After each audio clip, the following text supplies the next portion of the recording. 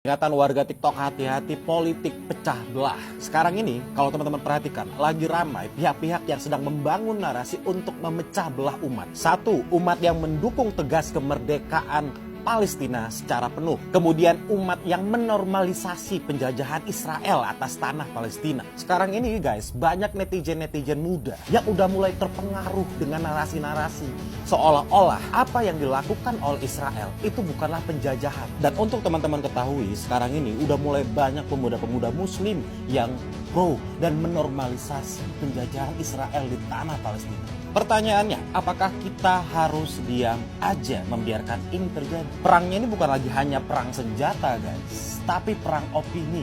Opinion war, di mana siapa yang paling kuat membangun sebuah narasi, maka dialah yang akan memenangkan peperangan ini. Nah pertanyaannya, apakah kita harus diam aja? Inilah alasannya kenapa konten kali ini saya agak bergeser. Yang awalnya konten saya itu isinya adalah membahas tentang dunia kreatif konten di TikTok. Mau nggak mau saya harus ngebahas hal ini. Ikut serta dalam perjuangan kemerdekaan Palestina. Lewat apa? Lewat kamera. Lewat apa? Lewat konten. Ketika di luaran sana banyak sekali pihak yang sedang berusaha untuk membangun narasi menormalisasi penjajahan Israel di tanah Palestina, kita nggak bisa diam aja. Kalau ini dibiarkan, saya khawatir di masa depan tidak ada satupun pemuda muslim yang stand with Palestine, yang berjuang untuk kemerdekaan rakyat Palestina. Jadi mohon maaf ya teman-teman, kalau konten saya hari ini agak bergeser, mohon dimaafkan. Ada banyak sekali narasi-narasi yang dibangun untuk memecah belah umat Islam. Umat yang tetap konsisten, bertahan, mendukung kemerdekaan Palestina. Dan umat yang mulai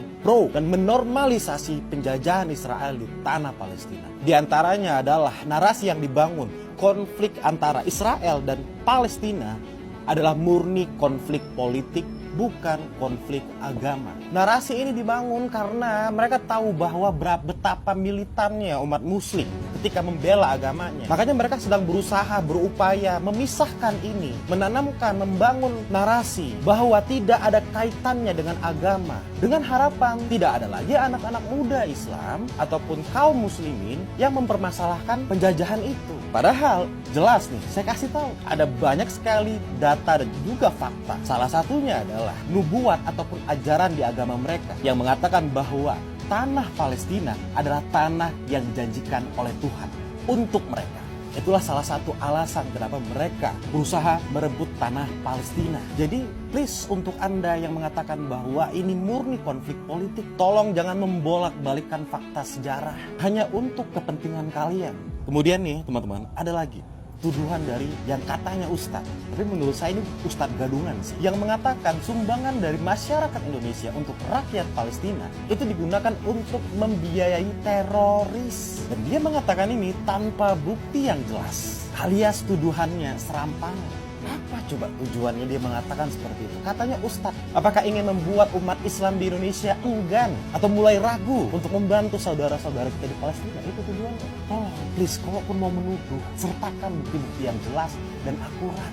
Jangan sembarangan. Kemudian ada lagi nih narasi yang dibangun, yaitu menormalisasi penjajahan Israel di tanah Palestina. Mereka mengatakan bahwa udahlah ya, terima aja kenyataan yang sekarang. Buat apa berperang? Udah biarkan, kasihkan sama Israel. Biarkan Israel yang memerintah rakyat di Palestina. Karena percuma, perang ini gak akan ada habisnya. Saya cuma mau bilang seperti ini. Ini sama aja, kita punya rumah, ya kan? Kemudian tiba-tiba orang dari antah berantah masuk ke rumah kita, kemudian mengambil alih rumah kita, dan kita disuruh untuk diam aja, nurut aja, dan patuh kepada dia sebagai pemilik rumah yang baru, yang jelas-jelas merampas rumah itu dari kita. Apakah kita mau seperti itu? Kewajiban kita adalah untuk memperjuangkan hak yang seharusnya itu milik kita. Kemudian nih, di media-media mainstream, ya terutama dari luar guys, membuat narasi seolah-olah korbannya itu adalah Israel, bukan Palestina. Karena Israel yang duluan diserang nih. Kalau nggak salah ya, dari 1948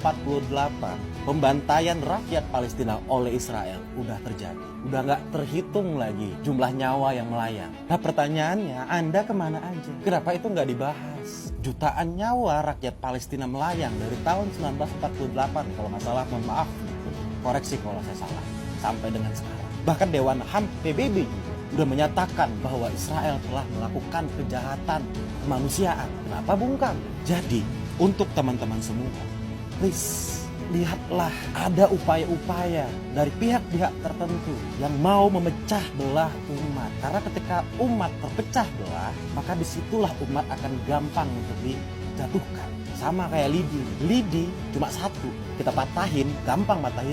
Tapi kalau ada 100 lidi, mau coba dipatahin itu sulit. Nah itu yang mereka sedang lakukan sekarang ini. Mereka berusaha untuk memecah-mecah kita, biar gampang dipatahkan. Kenapa mau? Dalam kondisi seperti sekarang ini, seharusnya kita bersatu. Bulatkan suara, konsisten. Konsisten terhadap perjuangan untuk kemerdekaan rakyat Palestina. Gak mesti angkat senjata, cukup gunakan HP. Yuk kita perangi narasi-narasi yang coba mereka bangun untuk menormalisasi penjajahan Israel atas tanah Palestina.